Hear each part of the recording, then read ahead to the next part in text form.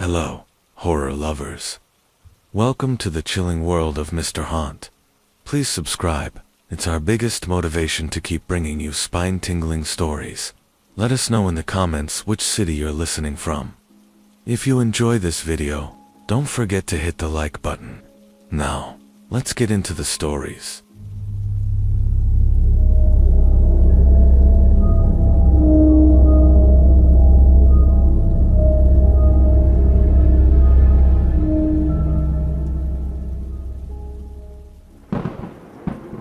I had just come back from my divorce when I decided to spend a month alone in my late uncle's cabin in Washington's Olympic National Forest. The idea was to get away from the noise, literal and emotional.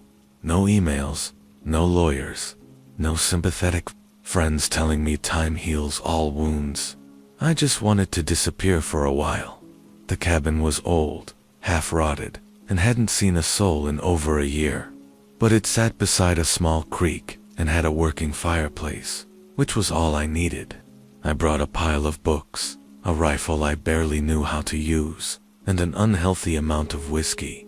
The nearest town was 20 miles of winding mountain road away, and I liked it that way. For the first 2 nights, everything was quiet.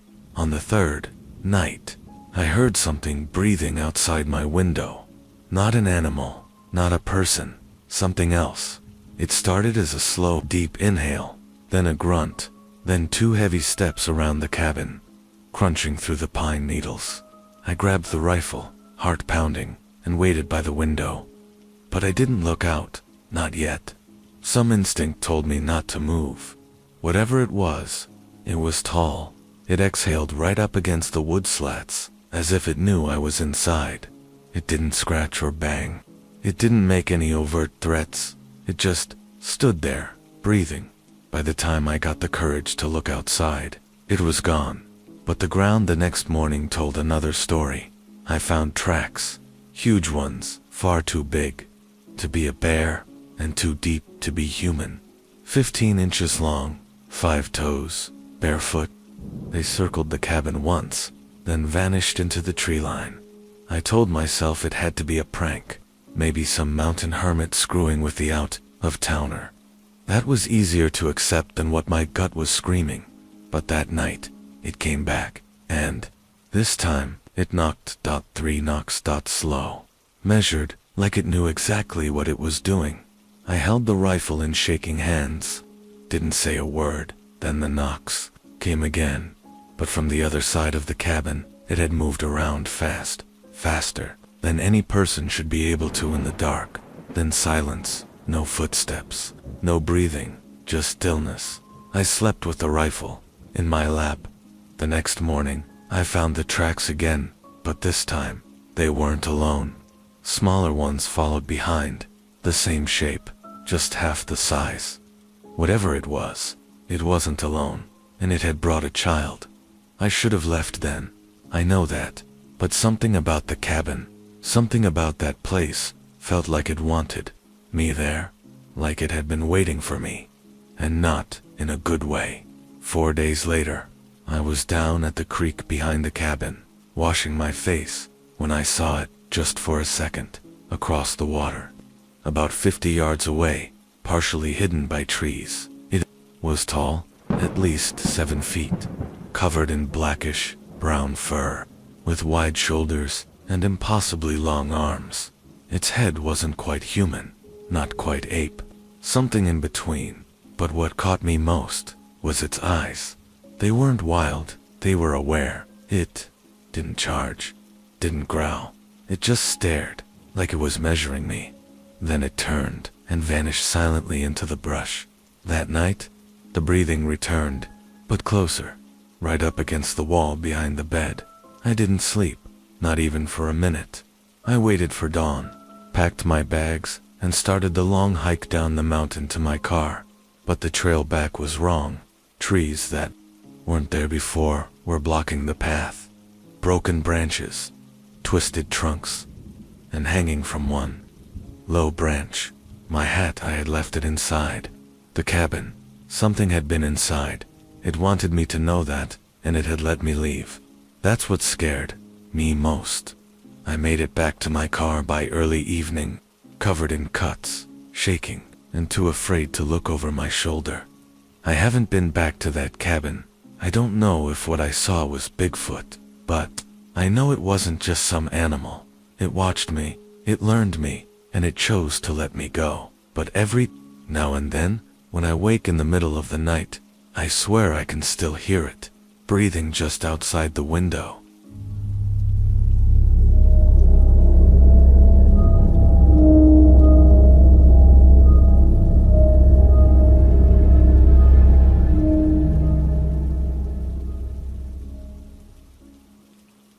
When I was 9 years old, my uncle said never to go past the rusted gate behind our barn. He didn't yell it, he just said it once, quietly, like he was already sure I'd eventually disobey him. The gate had been there since before my grandpa's time. Beyond it stretched a deep hollow, dark, pine, choked, quiet, no trails, no game, not even birdsong. The locals in our Kentucky town called it Duncan's Drop, like it was some legend. My older cousin Will told me stories about a boy who went in and never came out. He laughed when he told them, but his eyes didn't. I believed him until I was 13, angry and wanted to be left alone. And so, one overcast October afternoon, I slipped under the gate and went in. The air changed right away. It smelled different. Wet, but not muddy. More like a mix of turned earth and something musky, like rotting leaves and rusted metal. And it was quiet. Too quiet. No wind. No insects. Nothing. Still, I walked. I went maybe 100 yards before I found it. A set of massive prints in the soft ground, as if something huge had passed through not long ago. I bent down, put my hand in one dot. It was almost 3 times the length of my shoe. 5 toes, wide heel, deeply sunken. But what scared me most wasn't the size, it was that the footprints led in, but there were no prints leading out. I turned back fast, tried to retrace my steps, but somehow the trees had shifted. I swear it. The slope looked wrong. The ground didn't feel the same. That's when I heard the whistle. A low, breathy wee-hee-woo, like someone trying to mimic a bird call. But it wasn't right. Too deep, too slow. I froze. It came again, closer, and then branches broke, heavy footsteps, one after the other, steady, confident. I didn't look. I just ran. I don't remember how I found the gate again. My legs carried me through pure terror. I didn't stop until I was back inside the barn, behind the locked doors.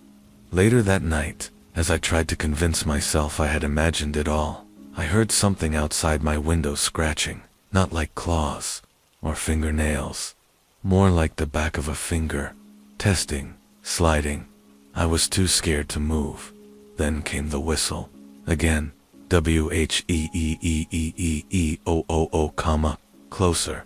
The next morning, I found muddy prints all around the house, big ones, same shape as before. They circled our property and stopped directly under my bedroom window. My uncle saw them. His face went pale. He didn't say a word, just walked back inside, locked every door, and nailed 2 more planks over my window.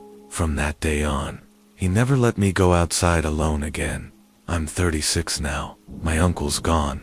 The farm was sold years back, but last fall, when I drove through town on a detour and passed near our old road, I heard it again, clear as day. From deep in the woods,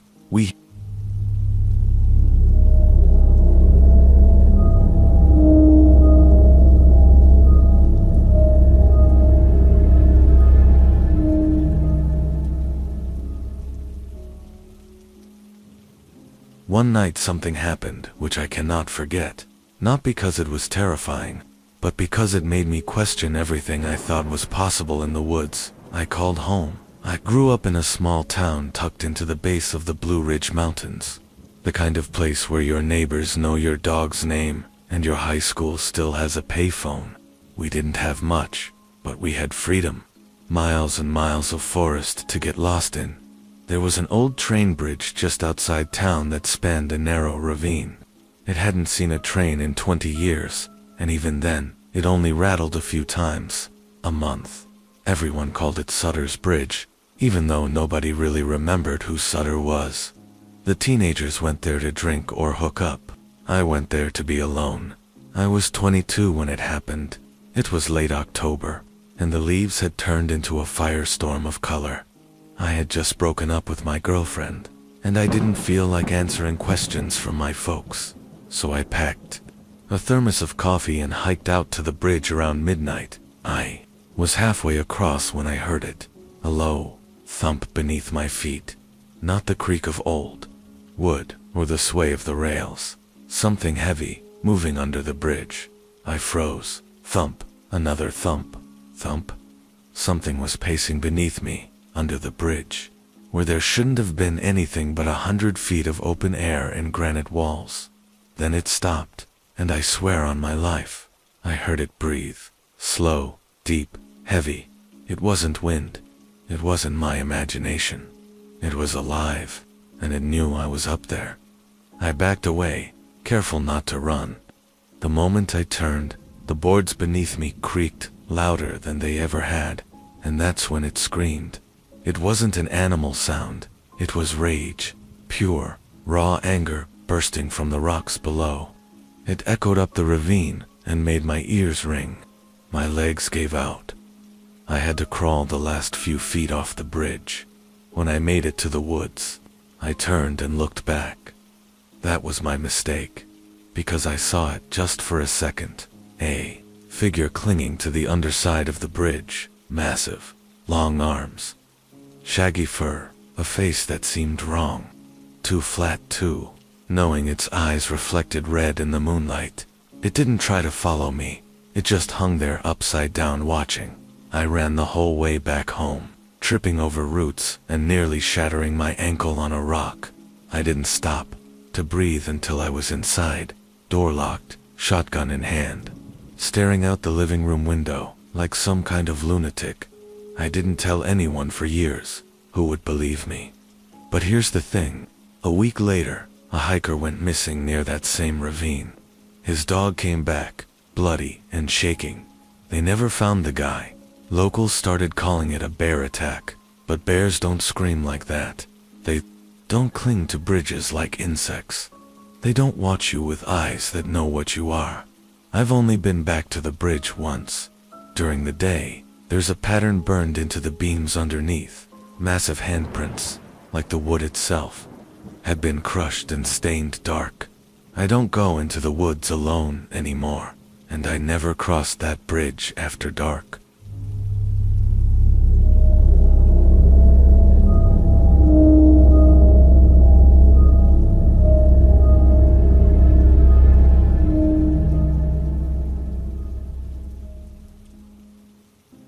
I was 27 when it happened to me, and I still haven't set foot in those woods again.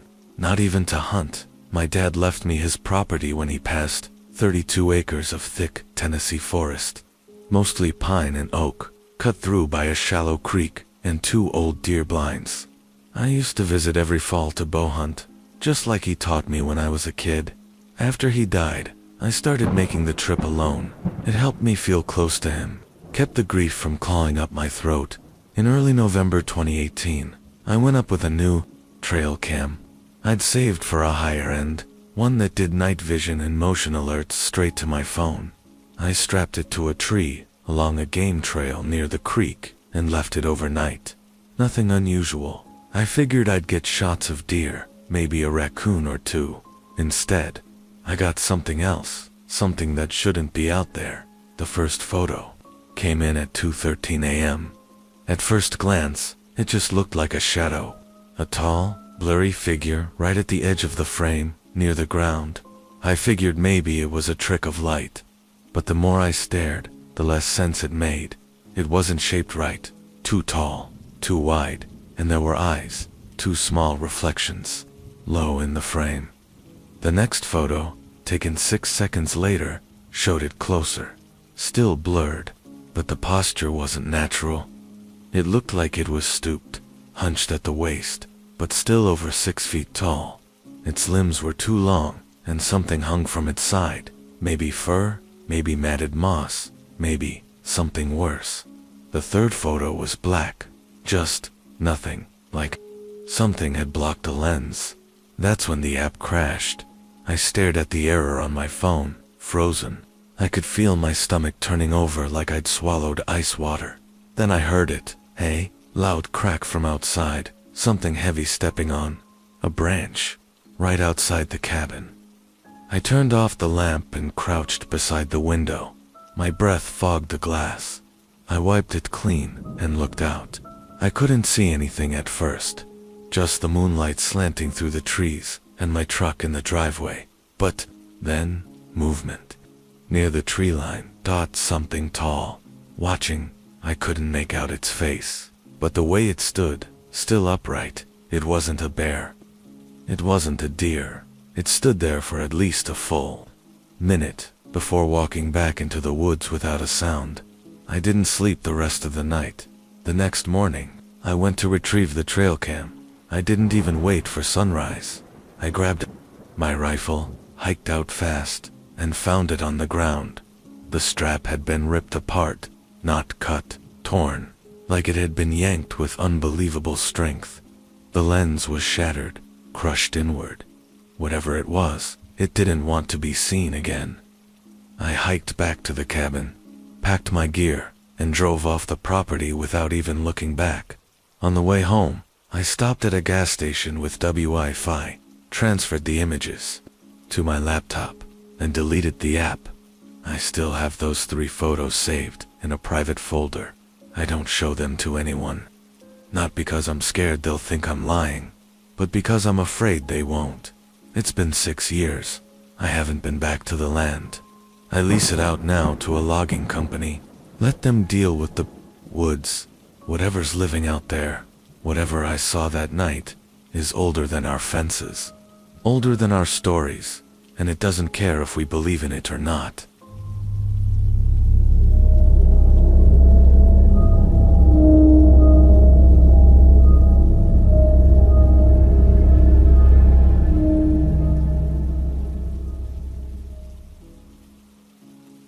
One night something happened which I cannot forget, no matter how much I try. I've moved states, changed jobs, even gone to therapy, but that night still finds me when I'm alone in the dark. It was late October, 2020, the height of lockdown, and I'd been laid off like half the country. My girlfriend and I broke up a week later. I needed to get away, to reset. My cousin Mike had a small A-frame cabin in southern Washington, tucked near Black Pine Creek. He offered it up for a few weeks while he stayed with his folks in Spokane. I drove out with a cooler full of beer, some camping gear, and my old Remington rifle, not because I planned to hunt, but because being alone in the woods with everything going on made me uneasy. It was quiet for the first few nights, the kind of silence you don't get in the city. I was sleeping better, cooking over the fire pit, even reading again. It was good for me, until the 5th night. That's when I noticed something wasn't right in the woods. It started with the silence. No wind, no insects, not even the creek. It was like someone had hit mute on the world. Then the rocks started appearing, stacked in triangles near the edge of the property. One pile each morning.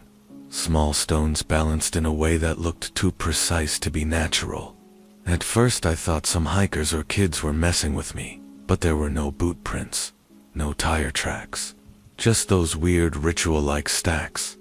And then came the smell, gamey, musky, like wet fur mixed with blood. It hit me in waves when I stepped outside one evening. I followed it to the woods just beyond the back deck. That's where I saw it, a figure, standing at the edge of the trees, huge, covered in dark hair, shoulders wider than any man's, easily 7 or 8 feet tall. It didn't move, just watched me. I stood frozen, heart hammering, unable to look away. Then it crouched, not like a bear, not like anything I've ever seen. Its knees bent forward, like a human's, but its arms dragged the ground, and it moved with a terrible, deliberate slowness. I backed up, fumbled my way into the cabin, and locked the door. The windows rattled a few minutes later, like something passed by, heavy, pacing. That night, something scraped the wood outside my bedroom wall. Long, slow scratches. Then it tapped once, twice, 3 times, and it didn't stop until the sun came up. I packed up that morning, but not before checking the woods where it had stood. The ground was torn up, not footprints. Gouges like hooves or claws had been dragging, and hanging from the lowest tree branch was a rabbit, stripped of its fur, head missing. I left that cabin without even shutting the door behind me. Called Mike on the road and told him I thought someone had been living near the property. I didn't say what I really believed. He called me 2 weeks later. Said he went up there and found more stacked rocks. Bigger this time. Logs twisted into shapes. Deer bones. And a dead crow nailed to the side of the cabin. I haven't gone back. Neither has Mike. Whatever's in those woods near Black Pine Creek doesn't want to be found, but it does want to be seen.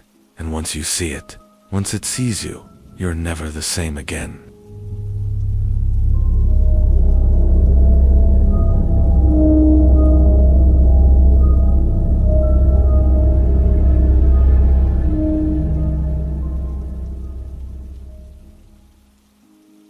I was 22 when it happened to me, fresh out of college and desperate to get away from city life.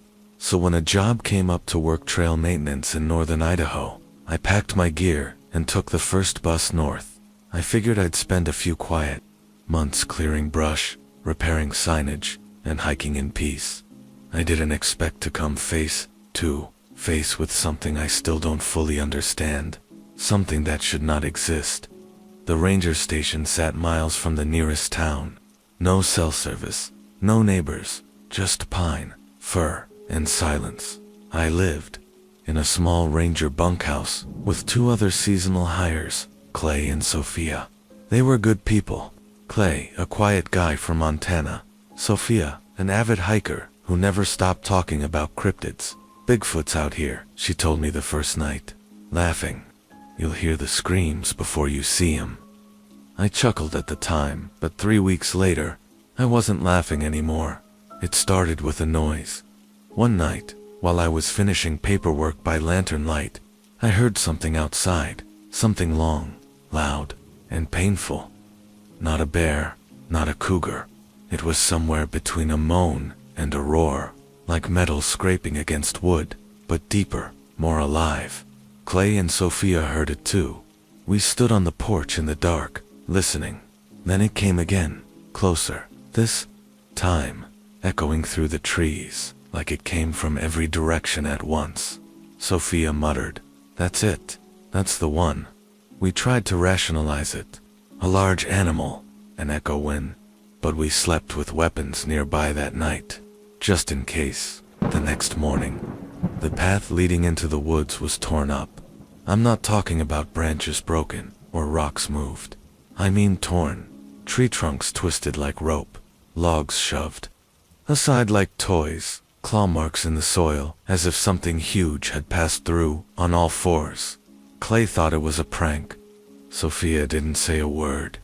She just looked at the woods and whispered something in Spanish I didn't understand. That afternoon, we followed the trail deeper than we were supposed to go, nearly 2 miles off the maintenance route, and there, deep in the forest, we found something I will never forget. A circle, about 30 feet wide, perfectly cleared. No trees, no brush, not even pine needles, just smooth dirt. In the center was a massive pile of animal bones, deer, raccoons, even a bear skull. But they weren't chewed or broken. They were clean, polished, even like something intelligent had placed them there. Sophia told us she was done. She left the next morning. Clay and I stayed. Stubbornness maybe, or stupidity. But that night, it came again. I woke to heavy footsteps. Not shuffling, not padding, pounding. Something was circling the cabin. I turned off the light, crept to the window, and peeked out. There it was, just beyond the trees tall. So, tall it had to duck under branches, covered in thick, dark hair. Arms too long, shoulders too wide. Its head was low, sniffing the ground, dragging long fingers through the dirt. Then it stood up straight and looked directly at the cabin. At me. Its eyes glowed, not from reflection, but like they were lit from inside. I backed away, heart in my throat, and then it screamed. That same metal howl, but louder, angrier. Clay burst out of his room with his rifle. By the time we ran outside, it was gone, but the trees were still swaying like something massive had just passed through. We put in for reassignment the next day. They approved it without question. No follow-up, no hesitation, almost like they expected it. Years later, I talked to another former ranger at a conference. When I mentioned the area near Spirit Lake, he froze. He said, "You saw it, didn't you?" I didn't answer. He just nodded and said, "We don't go there anymore. Not since 2002. When I asked why, he said something that made my blood run cold. It doesn't want us there. It lets you know, and if you don't listen, you disappear.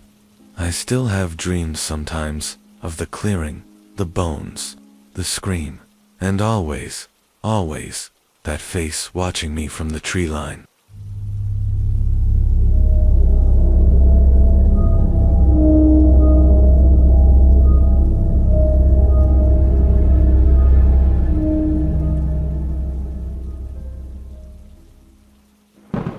I was 28 when it happened to me, and I can still feel the cold breath of that thing on my neck when the wind howls at night. I'd been working maintenance for a remote wind farm in northern Idaho, one of those stretches of land where the government leases out old ranch property for green energy projects. My job was simple: live on site in the trailer they provided, check the turbines daily, log the readings, and call in a tech if something looked off. It wasn't glamorous, but it paid well, and it gave me the solitude I needed after a rough breakup and a string of dead-end jobs. The place was beautiful in its own haunting way. Rolling hills, rusted barbed wire fences that stretched forever, and silence so thick it pressed against your skin. But there was something else on that land, something older than those turbines. Something watching. It started with movement, always, just past where my flashlight could reach. I'd be walking the gravel path between turbines at night, and I'd hear a rock tumble, a branch snap, always behind me, never beside or in front. I chalked it up to coyotes or deer, maybe even a bear passing through. But then came the knocking. Not on my trailer, on the turbine towers. 3 hard knocks, spaced evenly. Knock, knock, knock, like it was testing them. I'd run outside more than once, thinking someone was screwing with me. But each time I got out there was nothing. No vehicle, no lights, no wind, just the sound of my own heartbeat and the windmills turning slowly in the moonlight. One morning, I found claw marks on the metal siding of turbine number 17. 3 each one deeper than any animal could have made. I called it in. OSHA makes us report vandalism. But no one from the company came out to inspect. That night, I stayed up late, watching turbine number 17 through my binoculars from the trailer. At around 2:30 a.m., the lights on the tower flickered once, then went dead. That's when I saw it. A silhouette moved across the base of the turbine. Broad shoulders, long arms, walking on 2 legs like a man. But it wasn't a man. It was too big, too fast, and it didn't make a sound. Not even the gravel crunched under its feet. It reached up and touched the turbine like it was feeling its vibrations. Then it turned and looked straight at me. I swear to God, it knew I was watching. The next day, I found footprints in the dust near the tower. Huge, bare, and deep, like someone or something had been pacing in circles. Each print had 5 toes, but they were long and splayed, almost like a gorilla's. That night, I slept with the lights on, or at least, I tried to sleep. I woke around 3 a.m. to the sound of metal creaking, like something heavy climbing the turbine. I peeked through the blinds just in time to see the shadow of a massive figure scaling the tower, hand over hand, no gear, no ropes. It climbed like it was born for it. The blades spun slowly above it as it perched just beneath the nacelle, the part that houses the motor, and then it howled. Not a wolf, not a man, something in between, and it was angry. I left the next day. I didn't pack. I just drove. I called my supervisor from the highway and said I was quitting. He asked why, and I told him flat out, something is living out there beneath the turbines, something you don't want to disturb. He didn't ask questions, and he didn't sound surprised. A month later, the company shut down that particular section of the wind farm due to structural concerns. They fenced it off, barred entry. But when I checked the satellite maps online, I can still see the footprints in the dirt near turbine #17. I zoom in sometimes, hoping they've faded, but they haven't. And sometimes, I swear, there's a new set coming closer.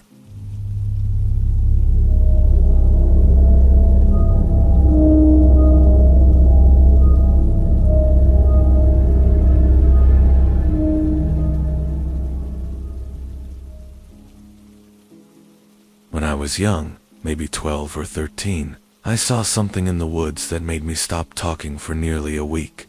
My parents thought it was a panic attack, but I knew what I saw, and I swore I'd never go back to that place.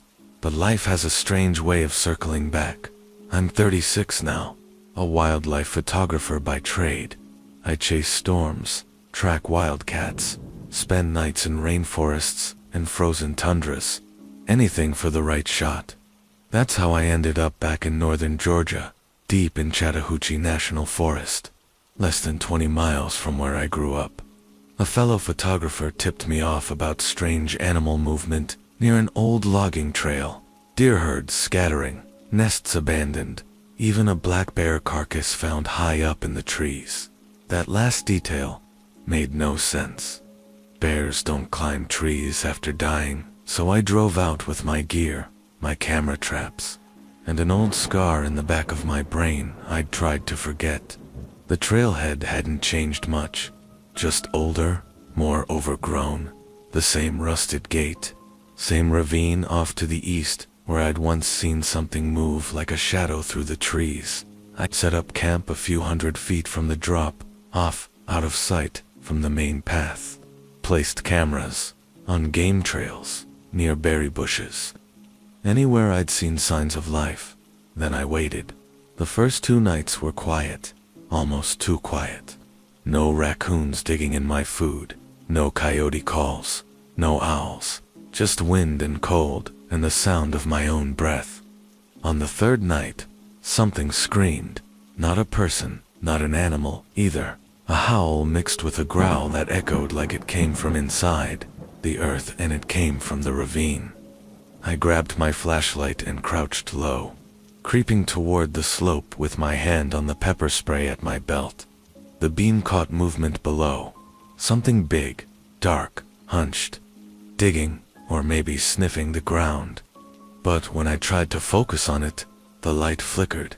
It turned, not just its head, its entire body pivoted toward me like a bird twisting on its perch. And then it spoke. I swear to you, I heard a voice, deep, rasping, like someone choking on gravel. It said, "No more pictures." 3 words. And it wasn't in my head. I heard it with my ears. I ran back to camp. Didn't sleep. Just waited for dawn. In the morning, one of my camera traps was gone. Not damaged. Gone. The others had been turned backward. Every single one. I packed my things, already shaking. But when I started my truck, it wouldn't turn over. Battery dead. That shouldn't have happened. I had replaced it 2 weeks earlier. I felt it then. Something watching. I turned and saw movement in the tree line. A figure, 8 feet tall, covered in shaggy dark fur, standing perfectly still among the pine trunks. It didn't hide. It didn't run. It wanted me to see it.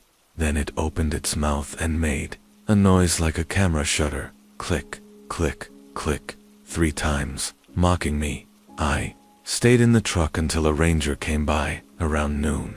Told him I'd gotten lost, made it sound like I was embarrassed, not terrified. He jumped, started my truck and gave me a long look. Before I left, he said, "You're not the first to come out here with cameras. Most don't come back. The ones who do, they stop bringing cameras." He gave me a tired smile. Might be worth listening. Back home, I checked my remaining SD cards. Most were wiped, except one. One photo remained, a blurred image of the ravine at night, trees, dirt, and 2 glowing red reflections in the middle. Too far apart to be eyes, too high off the ground, like something tall had been staring straight at the lens. Watching, waiting.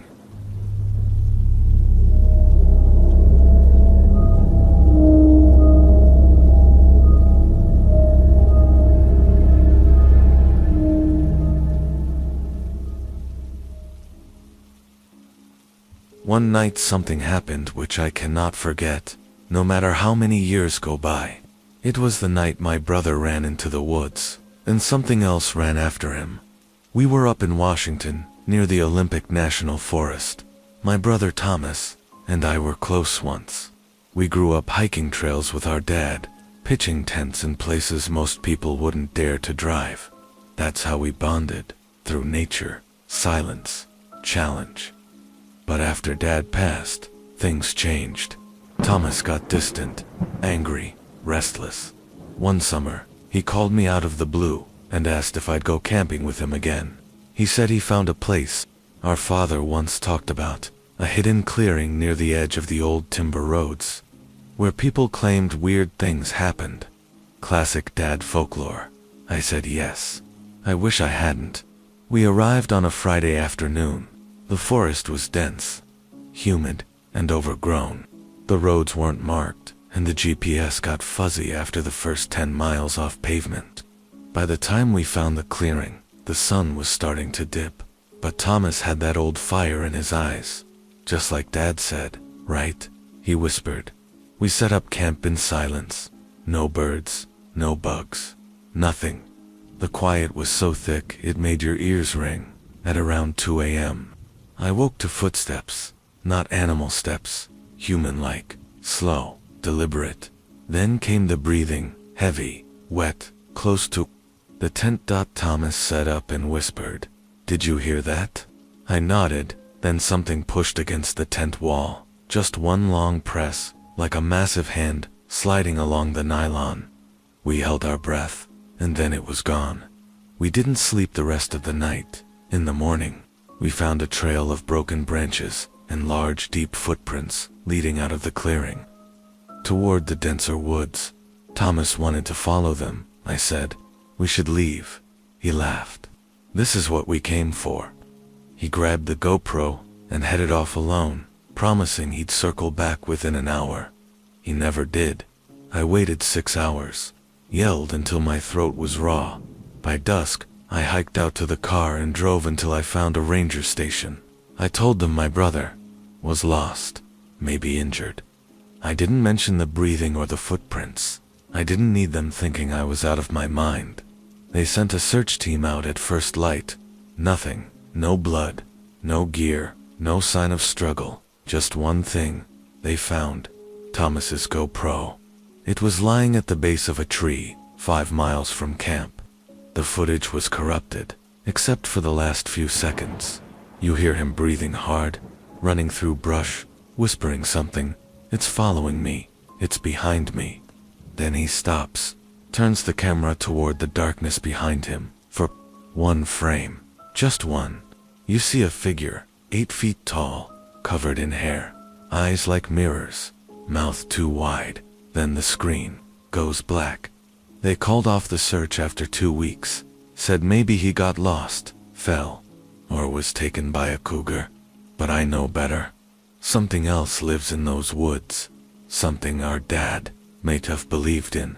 Something that waited until the right man walked into its home again. Sometimes, when I sleep, I dream about that frame, that one frozen image on the GoPro. The face of that thing, watching, and I wonder if Thomas is still out there alive, or something worse.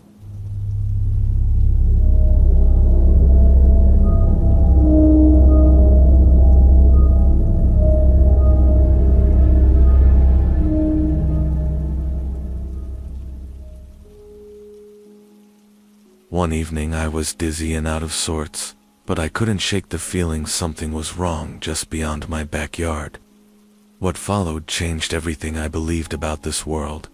I live in a rural town in Oregon, on the edge of dense forest that rolls into the Cascades. My family moved here when I was 28, craving quiet and space. I thought I'd find peace, but instead, I found fear. It started with noises at night, heavy footsteps in the brush, snapping branches, distant guttural breaths. At first, I told myself it was a bear, or maybe a moose. But then things got stranger. One night, my dog, Maggie, a loyal mutt, began growling at the window, teeth bared, hair raised. I looked outside and saw nothing but shadows. I went to bed uneasy. 2 nights later, I was awoken by a thud outside. I grabbed my flashlight and peered out the window. The beam caught a massive figure standing by the fence line. It was tall, easily 7 feet, but hunched, covered in thick, dark hair that shimmered under the moonlight. Its eyes reflected amber in the beam. I froze. It didn't move, just stared. Then it turned and disappeared into the trees. The next day, I found giant footprints pressed deep into the muddy earth, too large to be any animal I knew. The prints led away from my property into the forest and stopped abruptly. I tried telling neighbors, but they laughed it off. "Must be your imagination," they said. But Maggie wouldn't stop pacing or growling near the door. 1 week later, I was sitting outside when I heard a low growl behind me. I spun around and caught a glimpse of that same figure. This time closer. It wasn't running. It was watching me. When I reached for my phone, it vanished. After that, things got worse. Strange sounds echoed every night. Items in my yard were moved or missing. Maggie refused to leave my side, and I started dreaming of that figure. Its eyes, boring into me, silent but terrifying. I don't know what it wanted. All I know is that sometimes, in the silence just before dawn, I swear I hear it walking past my window, watching, waiting.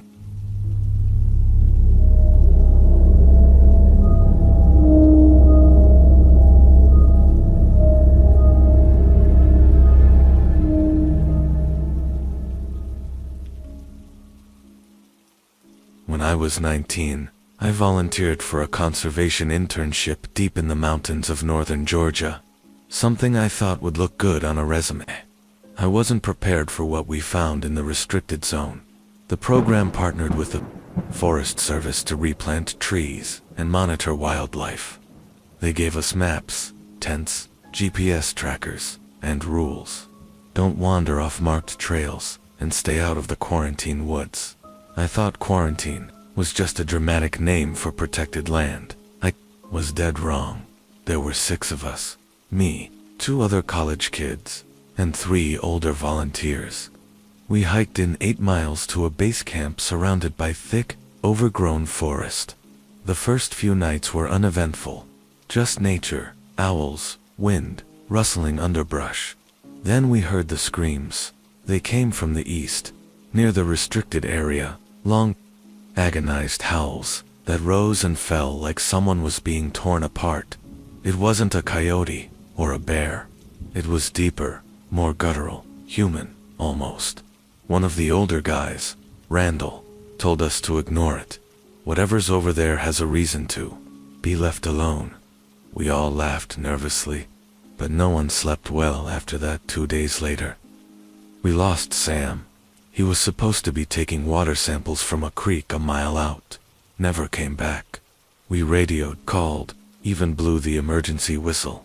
Nothing. Randall organized a search the next morning, but the rangers wouldn't go with us. That area's off limits, they said flatly. If you wandered there, there's nothing we can do. That was the first time I saw fear in an official's eyes. We went anyway. About half a mile into the restricted zone, the forests changed. The trees were twisted unnaturally. No birds, no bugs. Even the air smelled wrong, like rot and copper. Then, we found Sam's backpack, torn dot, and right beside it, massive footprints, deep, with toes as wide as my palm. No claws, just bare footpads pressed into the damp moss. Randall turned white. "We leave now," he said. But before we could move, we heard it breathing. Not wind, not an animal, something huge. Watching. We ran. Back at camp, Randall packed up immediately. This is their land. They let us close, but not too close. We asked who they were. He just said, "You already saw the prints." We hiked out that same night, silent the whole way. The rangers didn't ask questions. No one did. Sam was never found. That summer changed me. I used to think monsters were stories. Now, I know better. Some places are left off the map for a reason.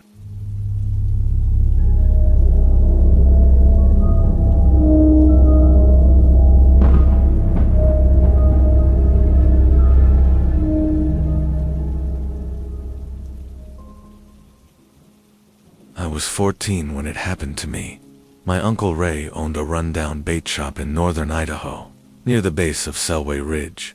One summer, he let me stay with him for a month. My mom thought it'd toughen me up, get me out of the city. Uncle Ray was different. Ex-Marine, quiet, always watching the tree line. He had these old trail cams rigged up around his property, but he never checked them. Said there were things out there better left alone. He didn't elaborate. I thought it was just backwoods paranoia. Then I saw the man with no feet. It started with a scream in the woods, high-pitched, human but warped, like it came from someone who didn't know how to scream. Uncle Ray grabbed his rifle without a word and told me, "Stay inside. If you hear scratching on the back door, don't open it, even if it sounds like me." I didn't sleep. Around 2 a.m., I heard footsteps on the gravel outside, then a knock. "Hey kid, let me in. It's just me, your uncle." Only it wasn't his voice. It was close. Same accent, same rhythm, but flat. Like someone had heard him speak once and was imitating it. I peeked through the kitchen blinds. There was a man outside, but he didn't have feet, just these stumps that pressed into the dirt like roots. He wasn't walking, he was gliding. His arms were too long, and his head was turned slightly sideways, like he wasn't used to having one. He knocked again, harder. "Open up. I brought you jerky, your favorite." I backed away from the door. Then he smiled, not like a human, too wide. His lips cracked at the edges, and I swear to God, his teeth weren't teeth. They were tree bark, woven together like splinters. I ran to the back of the house. That's when I heard the scratching, just like Uncle Ray warned. And it was his voice this time. "It's me, Bud. I'm hurt. Please open the door." But I looked out the window and saw him still standing at the front. I didn't move, didn't breathe. Eventually the noises stopped. By morning, Uncle Ray was back, rifle in hand, pale as death. He didn't ask what I heard. He knew. Later that day, he showed me the trail cam photos. Just one stuck out. It showed a tall figure, broad-shouldered, crouched behind the shed. The image was blurry, but you could clearly see the bottom of the legs. No feet.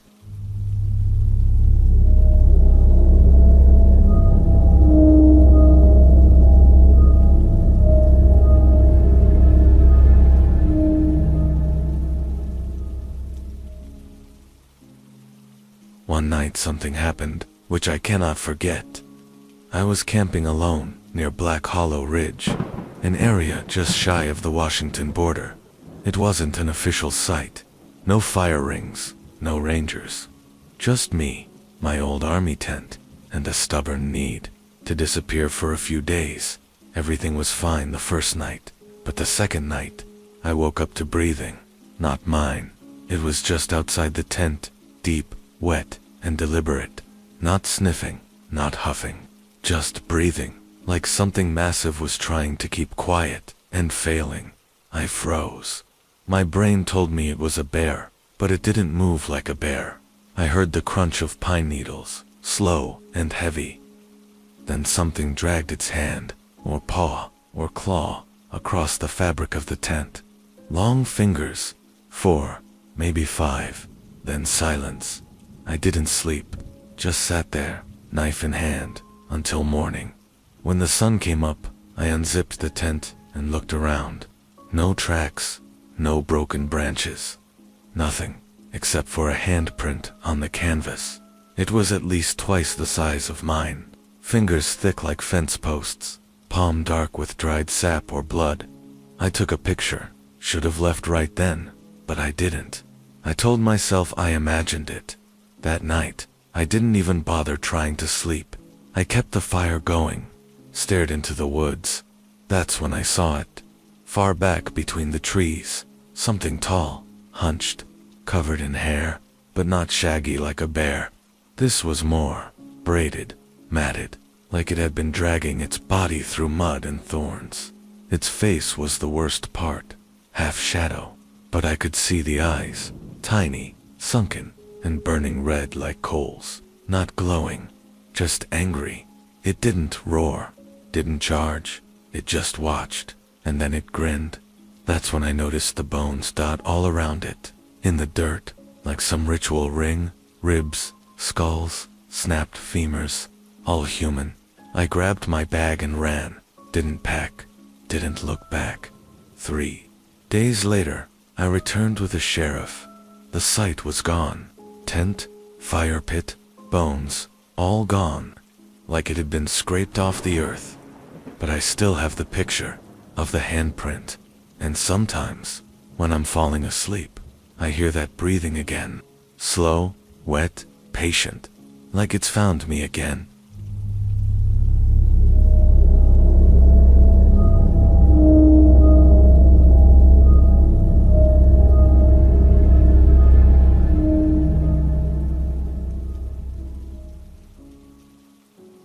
One evening I was dizzy, not from illness, but from altitude. The fire lookout tower was swaying slightly in the wind, 30 feet above the forest floor. It was my second day in that tower, stationed deep within the Mount Rainier Beck. I had been sent by the Parks Service to monitor storm activity and wildlife sightings, while the regular guy, Jack, took medical leave. There was no cell reception up there, and the satellite radio barely functioned. Just me, a two-way for emergencies, a logbook, a bunk, and miles of pines stretching out in every direction like a green ocean. I wanted solitude. But by the end of that week, I would be begging to never be alone again. DAY1, settling on the hike in was brutal. 5 miles of steep grade and switchbacks, with a storm rolling in over the ridge. When I got to the tower, I found it empty, just as I'd expected. But oddly, the interior was a mess, equipment scattered, food wrappers strewn around, and Jack's personal journal lying open on the desk. The final entry was scribbled, almost frantic. He's still circling the tower. 3rd night, I haven't slept. It mimics my voice now. I assumed he'd been having some sort of breakdown. Isolation does that to people.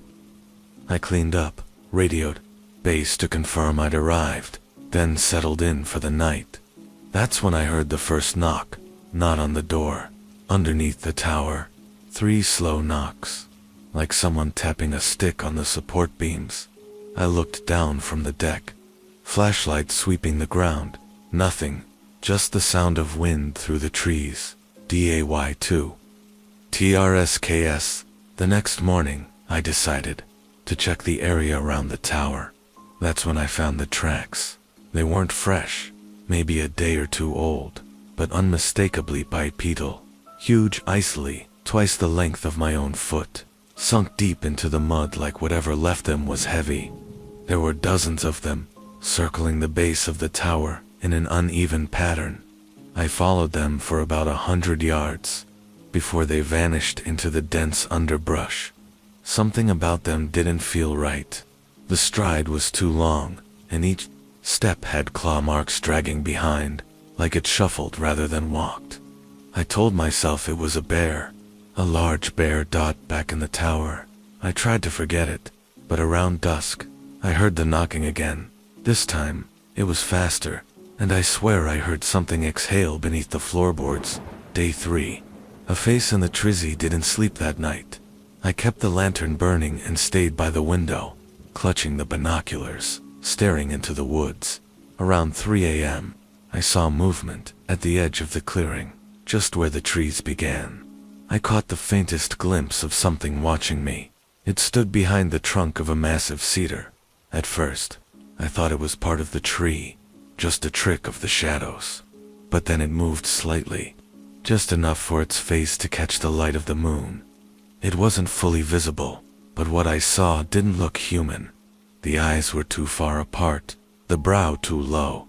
The head was enormous, with coarse black hair covering most of it. I held my breath. Sure, it would retreat. It didn't just stood there watching.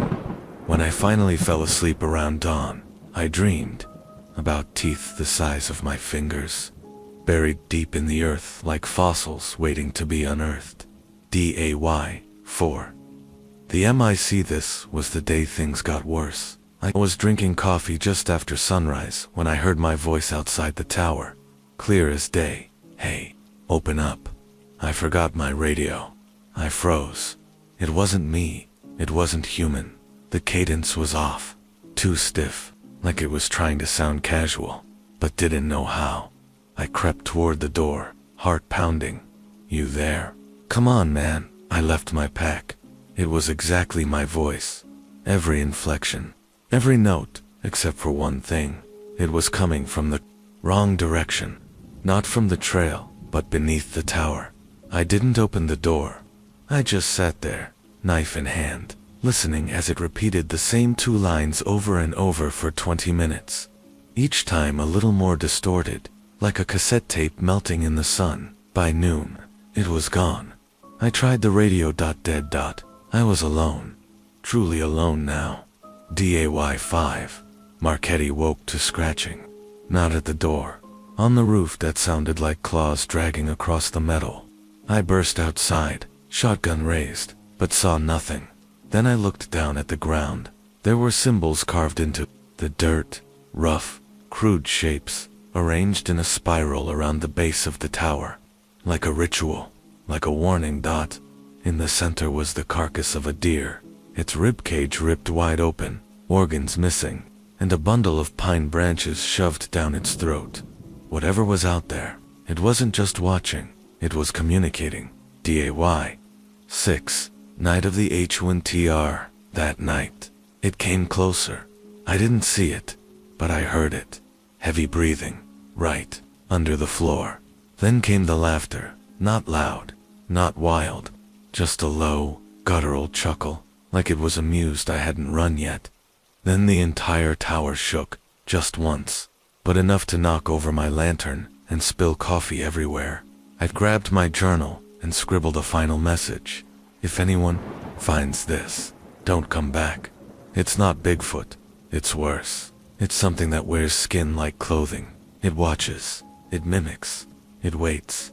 I sat with the shotgun in my lap all night, staring at the trapdoor in the floor, praying it wouldn't open. Day 7. ESCAP. At dawn, I bolted. I didn't pack. I didn't even check behind me. I ran down that trail for 5 miles straight, feet blistered, lungs burning, expecting to be snatched into the woods at any second, but I wasn't.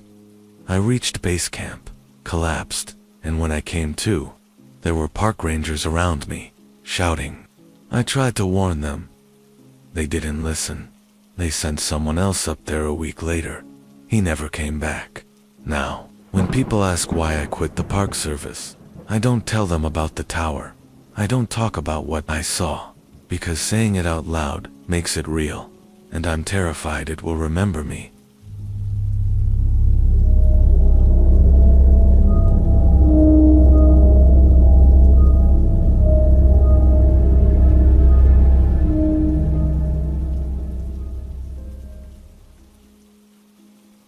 was young, I used to believe monsters only lived in movies. Until the summer, I stayed with my cousin Trevor in the dense forests of northern Georgia. Appalachian land so thick with pine and silence, you couldn't hear your own thoughts for the wind. Trevor's family owned 100 acres of wooded land on the edge of a long-forgotten town called Braddock Hollow. They were off-grid before that was trendy.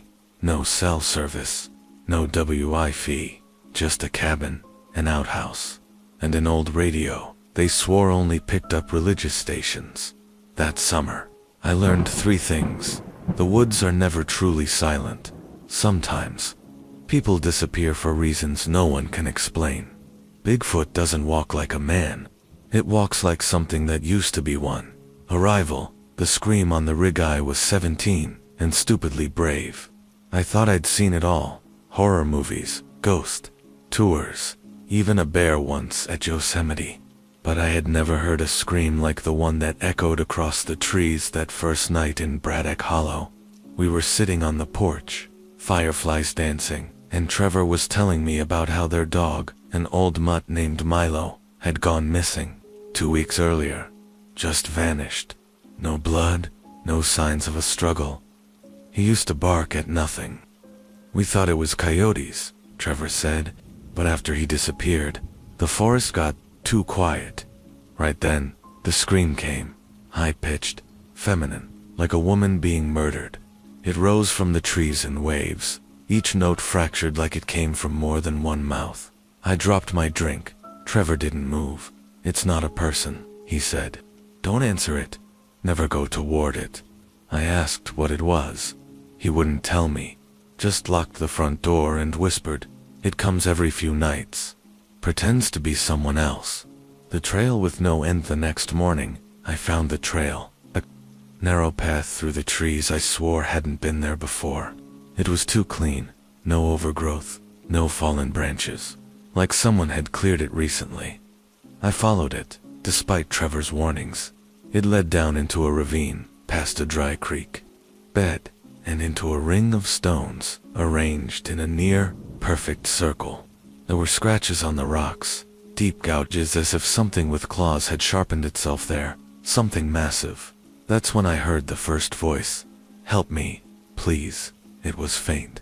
A woman, sounded injured. I turned and looked. Up the ridge, no one there. Then again, louder. "Help. He's hurting me. Please." It was coming from all around. The same words, over and over. But each time, the pitch changed. Higher, then lower, then almost childlike. I ran back to the cabin, back to Trevor. But I never told him. Because I saw the look in his eyes. He already knew. What the cameras saw that night. Trevor showed me the trail cameras. He'd set them up months ago to catch whatever was stealing chickens and scaring the horses. Most were empty. One wasn't. At 3:13 a.m., the previous Wednesday, the camera by the old barn captured a shape, blurry but unmistakable. 7 feet tall, broad shoulders, bent legs like a dog standing upright. The eyes caught the light in a way that wasn't reflection, it was illumination. Like fire inside its skull, and in one hand, if you could call it that, it held something. Small, dangling, a rabbit, dead. It stared directly into the lens, then raised the rabbit to its mouth, and bit it in half. Blood spattered across the frame. The camera went black dot. The knock at the window, the next night. I awoke to knocking dot, not at the door. The window, we were on the 2nd floor. I stayed still, praying.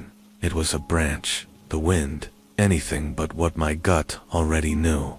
Another knock, 3 sharp taps, then silence. Then came my mom's voice. "Honey, open up, I need you." I sat bolt upright. She was back home, hundreds of miles away. But the voice was perfect. Tone, rhythm, even her breathing between words.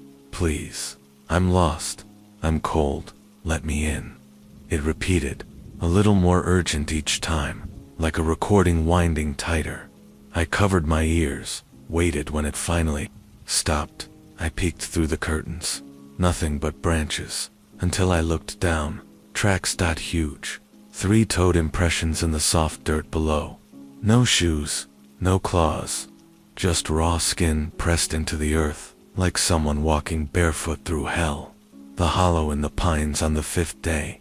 Trevor showed me where it lives. We hiked to a part of the property they never used. Far east, where the pine trees grew twisted and black. There was a hollow in the hill there. A naturao cavihave. Collapsed. Filled with bones. Not animal bones. Human. Some looked fresh. Still pink. They say it used to be a man, Trevor said, almost whispering. A trapper who lived too long in the woods. Went mad. Started eating things. Then the things started eating him back. Changed him. I asked how he knew. He didn't answer. He just pointed to a skull wedged between 2 rocks. Carved into the forehead was a symbol, a circle with 3 slashes through it. I recognized it from the rocks in the ravine. Trevor buried it. That night, the screaming came back, but this time, it was his voice. The hunt in the 6th night, Trevor vanished. I heard the scream, his scream, around midnight. Ran into the trees with a flashlight, screaming his name. Found blood, a trail. Followed it to the ravine, to the ring of stones. In the center, something waited. Not him. It stood taller than, I remembered. Taller than the trees. Covered in hair, yes, but not fur. This was hair like a dead man's scalp, patchy, rotting its face. I can't describe it. It looked wrong. Eyes too far apart. Mouth wide enough to fit a bowling ball. No nose, just holes. And in its hand, Trevor's hat, still warm. I ran, didn't stop. Not until the sun was up and my lungs were raw. They never found him. They said he ran away, but I know what happened, and I haven't slept since. Epilogue. Still listening. It's been 6 years. I'm back in the city now. Concrete, crowds, noise, safe. But sometimes, when I walk alone at night, I swear I hear it again. Far away, screaming. Like a woman, like a child, like me.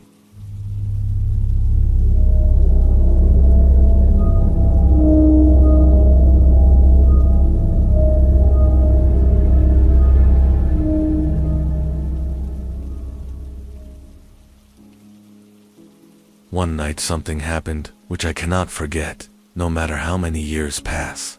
The fog came in thick, and with it, something else, something that should not exist. I was 42 at the time, newly divorced, and staying in a rented cabin deep in the West Virginia backwoods, Devil's Hollow. The place was cheap, isolated, and came with a wood stove and miles of trees for company. I thought it would be good for healing. For the first few days, it was. Quiet mornings, long hikes, no cell reception, but on the 5th night, a fog rolled in that seemed too heavy for the season. It came down from the hills and blanketed everything by sundown. I remember the smell, wet soil, pine, and something musky and sour. That night, I couldn't sleep. There was this pressure in the air, like the whole forest was holding its breath. Then, around 2 a.m., I heard it. A low, wet grunt. Not close, but not far. I turned off the lights and peered through the window, my breath fogging the glass. That's when I saw it, a figure, half shrouded in the mist, moving slowly near the tree line. Large, broad, shouldered, at least 8 feet tall. It wasn't walking like a bear, it was upright, and it was watching my cabin. I didn't sleep the rest of that night. The next morning, I found muddy prints on the gravel near my porch. Massive, barefoot, and spread unnaturally wide. I told myself it had to be a prank, or some local wildlife, but deep down, I knew better. That afternoon, I hiked toward the ridge to clear my head. Halfway up the trail, the forest went silent. No birds, no rustling, and then I found the deer carcass. It had been torn open, ribs snapped like twigs, blood pooled in the leaves, but no sign of chewing. It was almost like it had been displayed, not for food. For me, something moved behind me. I turned. Nothing there, but I felt it. Eyes, watching. That night, I kept my axe beside the bed. Around midnight, I heard the porch creak. One slow step, then another. Then a low sniffing sound, like something taking in my scent. I stayed still, barely breathing. Then it growled, deep, rattling my bones, and walked off into the woods. The next morning, I found long claw marks on the side of the cabin. 3 of them, each the length of my forearm. I left that place the same day. Never looked back. It's been 5 years. I still dream about that fog, that figure, that presence. Whatever lives out there in Devil's Hollow, it's ancient, smart, and it didn't want me there.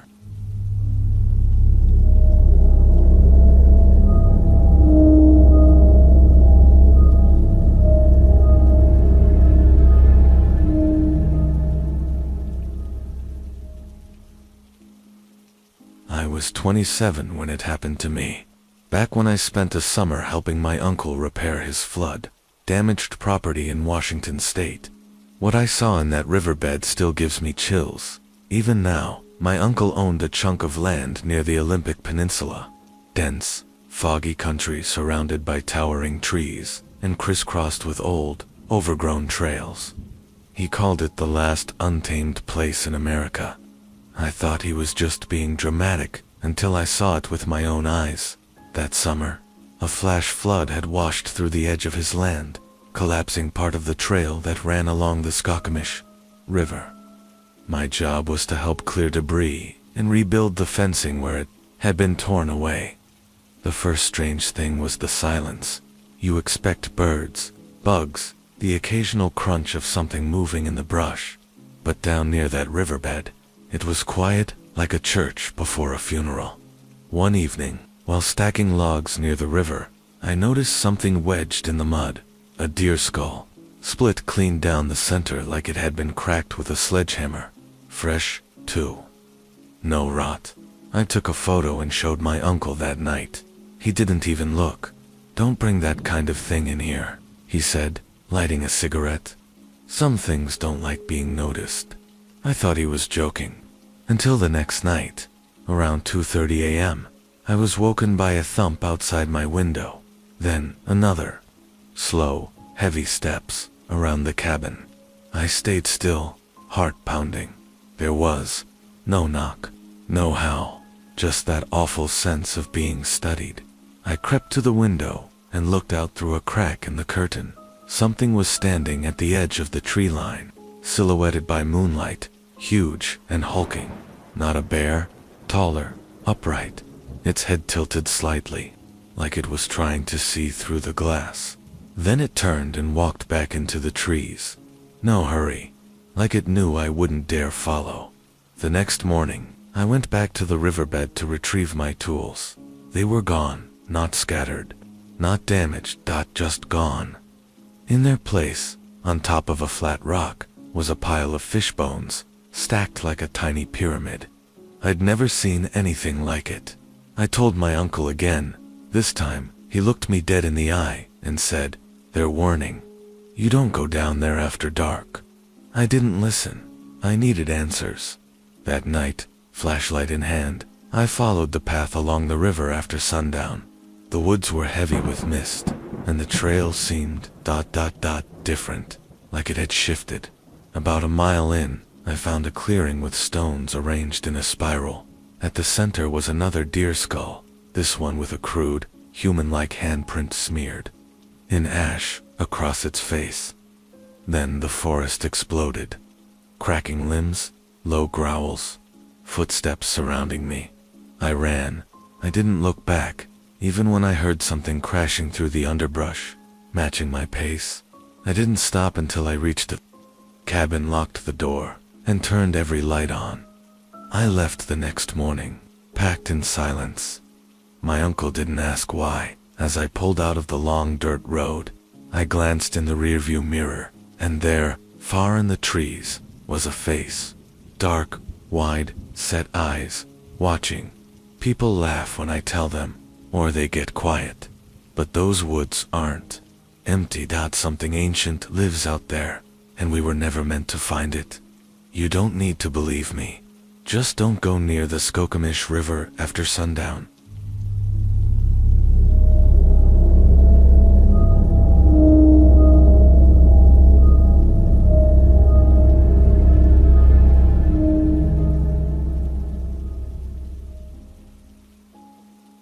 When I was young, maybe 17, I lost my older brother during a hiking trip in Montana. What followed was a nightmare none of us ever recovered from, and I don't think he was taken by a person. I think it was something else, something old that watches the forests near Three Forks. Tyler was 2 years older than me, the kind of big brother who did everything right. Football, honor roll, even Eagle Scout. That summer, he wanted to test himself by hiking a piece of trail near the Missouri headwaters. We were supposed to go together, but I got grounded for sneaking out the week before, so he went alone. He left early Saturday morning. By Sunday night, he still hadn't returned. My parents called search and rescue. The rangers found his car at the trailhead, gear missing, just like it should have been. No signs of foul play, no notes, nothing. They combed the area for 3 days. Dogs, drones, volunteers, nothing, except the game warden, named Joe Cartwright. Pulled my dad aside on the third night. I wasn't supposed to hear, but I did. There were tracks, he whispered, huge ones. Spaced too far apart for a man. We don't talk about it to the press, but they were fresh. That haunted me. A week later, I went out there alone, against everyone's wishes. I followed the trail my brother had marked on his printed map. I brought my dad's pistol and a headlamp. I was going to find something, clothes, a boot, anything. About 2 hours in, I found the first sign, a string of rocks piled in a spiral on the trail, like someone had built a signal or boundary. Then, just past the ridge, the trees thinned, and I smelled something rancid, like old meat and wet hair. That's when I saw it. Perched up in a tree, maybe 20 feet above ground, was a backpack, my brother's. Slashed open, still had his scout patch on it. It looked like it had been thrown, not placed. And on the trunk below it, claw marks. 4 deep gouges, like someone had raked a shovel across the bark. I heard a grunt, not a bear grunt, a wet, guttural growl that seemed to come from below the trees, yet echoed around me. Then everything got still. I ran. Branches whipped me. My leg cramped. I don't remember falling, but when I came to, it was night. My flashlight was gone. I was lying in a dry creek bed, shivering, and I swear, there were footsteps crunching softly nearby. Big ones, slow, and then, a voice, my brother's. It was faint, almost whispery. Ben, help me. I know that voice better than anything. I bolted in that direction, desperate, stupid, crying. Then I hit something. It was a low branch, but it didn't feel like wood. It felt like fur, thick, wet. I screamed and fired the pistol blindly. Silence. Then something roared. Not like a lion or bear, like a storm tearing through a tunnel. I ran and didn't stop until dawn. Rangers found me at the trailhead. I couldn't speak right for a week. No one believed me. They chalked it up to grief and exhaustion. But I know what I heard, what I felt. Tyler's body was never found. They declared him presumed dead. But sometimes, I still hear him calling my name when the wind cuts through the trees. And every now and then, I dream of the thing behind the trees, too tall for a man, with black eyes and a face half covered in shadow, always watching, always waiting.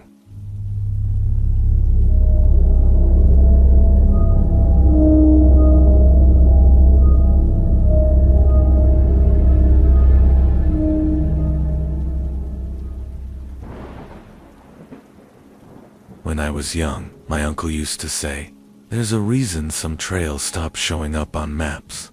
I never understood what he meant until the night I followed one. I had just turned 19 when I dropped out of college. I didn't tell anyone, not even my parents. I just packed up, hit the road in my old Chevy, and drove west with no real plan. The pressure, the expectations, it was too much. I needed air, solitude, and silence. Somewhere in the deep woods of northern Oregon, I found it. A hidden forest road led me up a hill called Devil's Ridge, named, according to a dusty sign I passed, for the way storms never seemed to leave it alone. I camped near the summit for a night, and that's when I saw it. A weather-worn log cabin nestled behind a curtain of trees, just a few hundred feet downhill from where I'd parked. No mailbox, no path, no light. It looked abandoned, and that's exactly why I decided to stay. The first 2 nights were peaceful, cold, quiet, and still. I slept in the truck, gathered some deadfall for fires, and even repaired a broken window on the cabin, thinking I'd fix it up for shelter. It felt like my own secret retreat.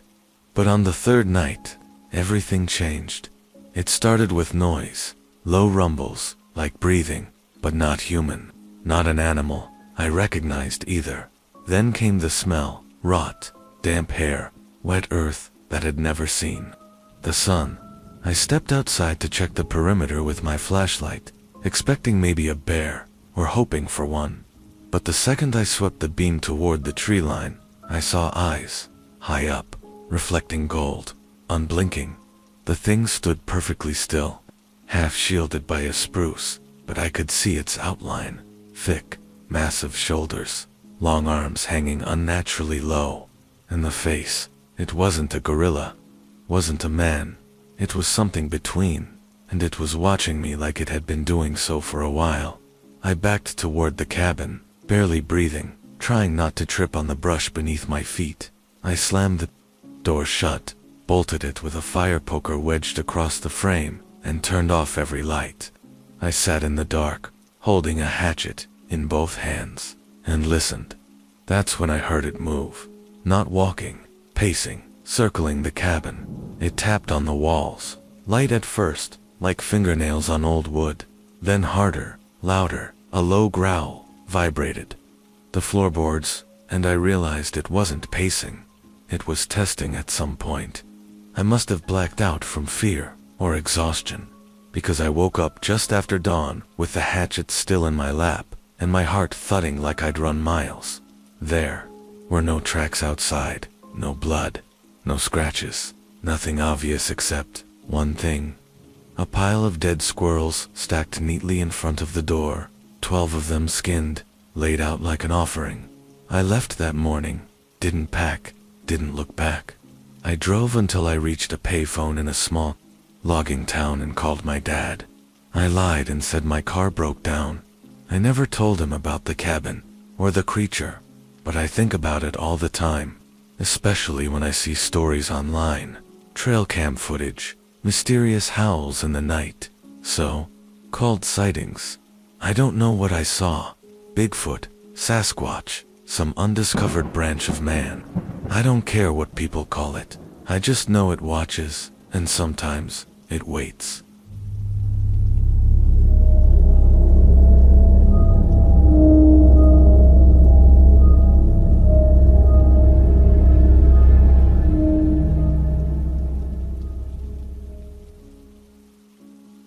When I was young, my uncle used to warn me never to go near Devil's Tooth Peak. He said it wasn't named for the jagged cliff. It was named for what lived beneath it. I thought he was just trying to scare me, but years later, I found out the truth for myself. I was 29 when I inherited my uncle's cabin after he passed. It was deep in the Rockies, miles off any main road, no utilities, no neighbors. I planned to fix it up, flip it, and leave.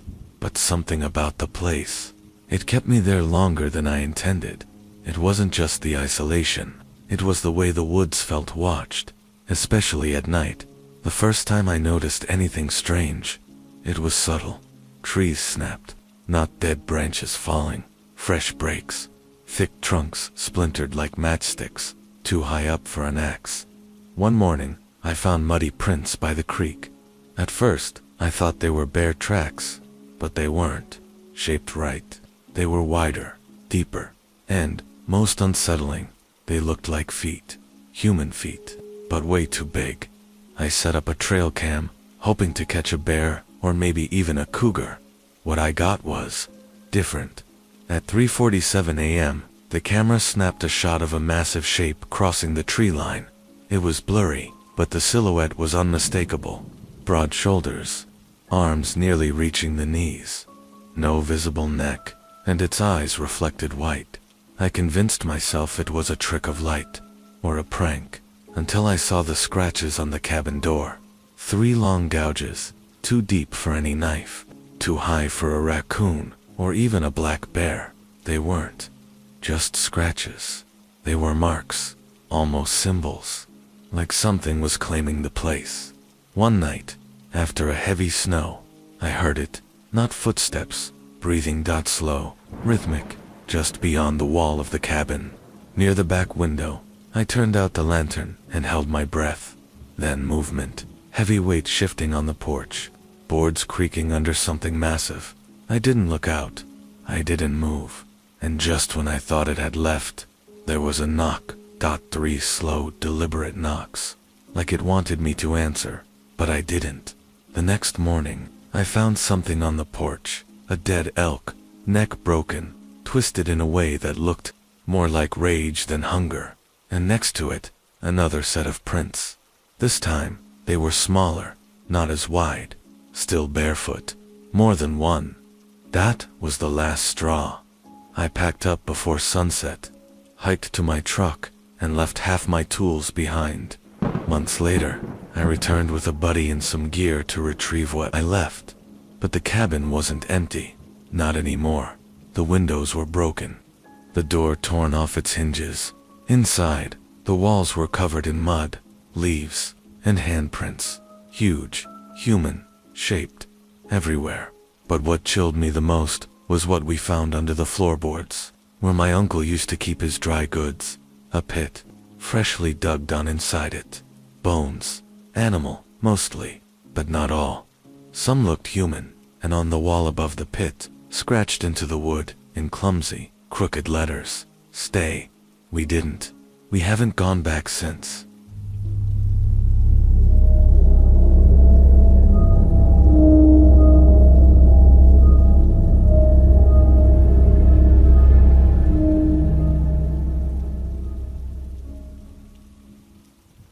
I was 36 when it happened to me, and I still haven't gone back to the mountains.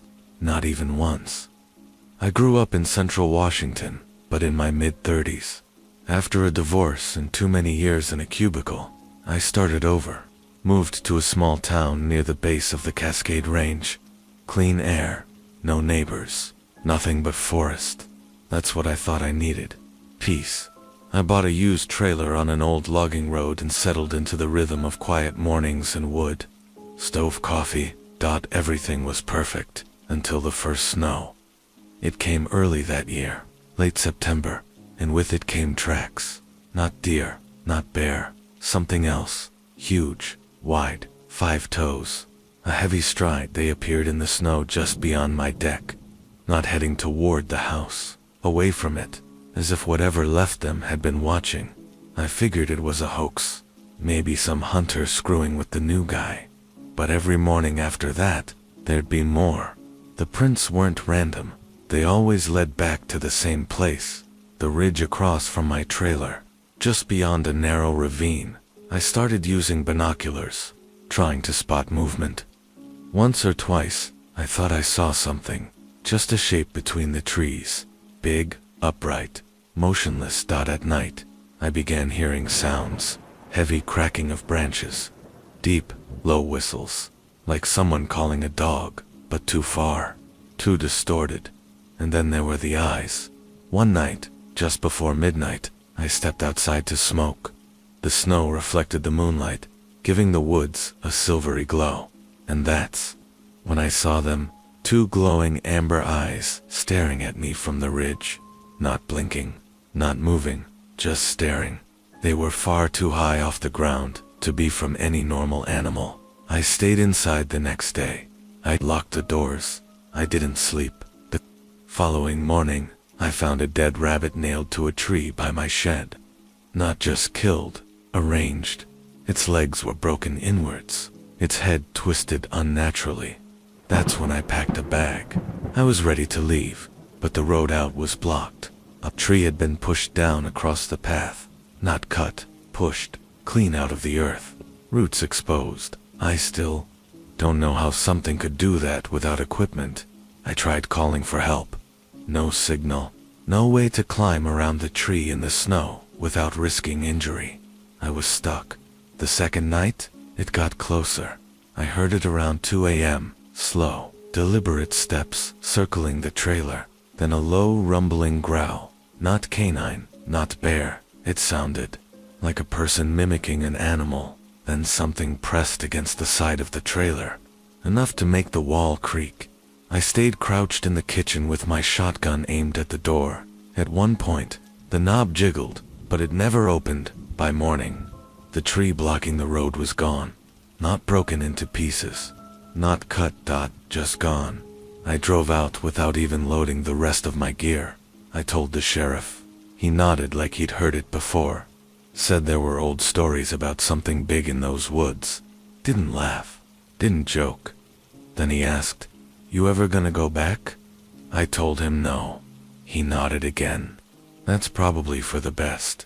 I still live in Washington, but I keep to the suburbs now. And I don't look into the woods at night, because sometimes I still see those eyes. Amber. Steady. Watching from the trees just beyond the reach of the light. And I know they remember me.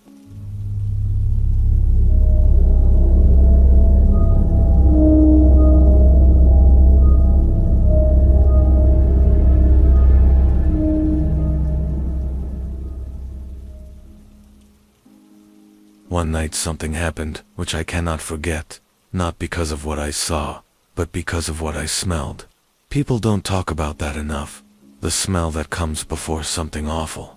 I was 23, working seasonal fire watch duty, out in the Chattahoochee National Forest in northern Georgia. My job was simple: climb the tower, report any signs of smoke, stay out of trouble. I liked the solitude. No phone, no traffic, no noise, just trees and wind. But that particular July, something felt different. I started smelling it on the fourth night. A thick sour musk, like wet fur mixed with rot. It would creep into the cabin at night, lingering like it had been dragged in by something invisible. I thought maybe a raccoon had died under the deck, but every time I checked, there was nothing. No carcass. No trash raided, just silence. And that smell, stronger every night. Then came the knocking, not on the door, on the legs of the tower. Soft at first, then harder, then angry, like someone slamming their fists on the supports. At first I thought it was a bear. I flipped on the floodlights and grabbed my flare gun. But there was nothing down there, not even shadows moving in the trees. Then the smell hit me again, like it was exhaled straight from the forest floor. I radioed base. Probably a black bear, they said. Try some ammonia. I hung up without answering. The dispatcher didn't hear the breathing outside my window. On the seventh night, I didn't sleep at all. Around 2 a.m., I noticed the woods had gone completely silent. No bugs, no frogs, no wind. And then, I heard it walking, not like an animal, crashing through brush. No, this was careful, calculated, like something intelligent, trying not to be caught. I saw movement at the edge of the light, something huge, ducking just out of view. Then came the breathing again, this time, closer, deep, like it was studying me. I fired the flare gun into the dark. The light only lasted a second, but that second was enough. I saw it at least 8 feet. Tall hair like dreadlocks, matted with mud. Arms longer than any human should have. Eyes that reflected red, not because of the flare, before it even went off. And its face. Its face looked part human, but not in a way that comforted me. More like in a way that made me feel mocked. Like it was trying to look like us, and failing. I radioed again. This time, I was honest. I saw something. It's not a bear. Silence. Then a voice I didn't recognize came through. Lock the hatch. Don't come down until dawn. That was it. No name, no identification, just that order. I stayed up the rest of the night, sitting on the floor with my rifle aimed at the trap, but didn't try to climb. But I heard it below, pacing, huffing, and the smell, my God, the smell was so strong it made my nose bleed. When the sun rose, I opened the hatch slowly.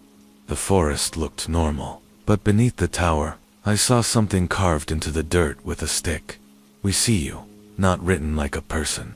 The letters were crooked, oversized, like someone had seen writing before and tried to mimic it.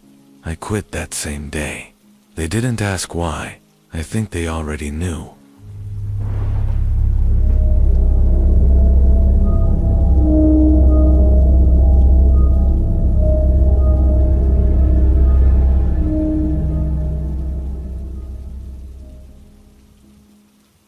When I was young, about 11 or 12, I used to think the woods behind my grandfather's cabin were magical.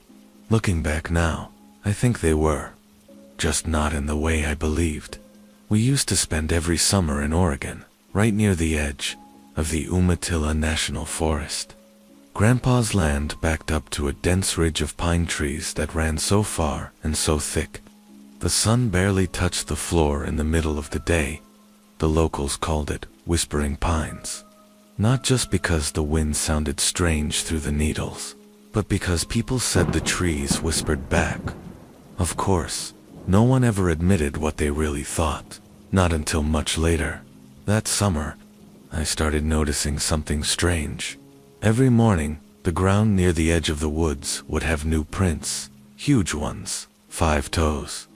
Deep heel imprints. Sometimes they circled the house. Sometimes they led to the back door. At first, Grandpa brushed it off. Probably just a bear, he said, but I knew better. We'd lived with bears before. I knew what their prints looked like. These weren't wide and round.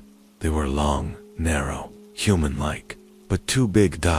And always just one set of tracks, like something that didn't need company. One afternoon, I wandered too far into the trees. I had a slingshot and a pocket full of pebbles, just being a dumb kid. I thought I saw movement deeper in the woods, big but fast, like a tree moving when no wind's blowing. Then I heard the pine needles shifting behind me, not rustling, shifting, like something dragging across them with care. I spun around, but saw nothing, just the trees, impossibly still. And then the whispering started. Not voices, not really, more like your name being pulled apart by the wind, just enough to feel like it meant something. I ran back, stumbling, scraped up and bleeding. Grandpa was waiting on the porch with his rifle across his lap. "You went too far," he said, eyes scanning the trees. I asked him what was out there. He didn't answer me that day. That night, something slammed into the side of the cabin. Hard. We heard the boards crack. I jumped out of bed, and Grandpa grabbed his gun, but he didn't go outside. He just stood by the window, watching. "Go back to sleep," he said, but his voice trembled. The next morning, there were claw marks on the back wall, long, thick grooves etched into the siding, 7, maybe 8 feet off the ground. That was the last summer I stayed there. Years later, when Grandpa died, I returned for the funeral. The cabin had been boarded up since he left it. I stayed one night there alone, more out of nostalgia than anything else. That's when I found the journal. It was hidden behind loose boards in the closet. Inside were sketches, dozens of them, all of the same creature, tall, hairy, arms down to its shins, no neck, black eyes like marbles, always drawn among trees. On the last page, Grandpa wrote, "It doesn't live in the forest. The forest grows around it. We were never meant to be here." I didn't sleep that night. I didn't even turn off the lights, because just before dawn, I heard it again, pine needles shifting, boards creaking, and the faintest sound of my name, whispered through the trees like a memory I didn't ask for.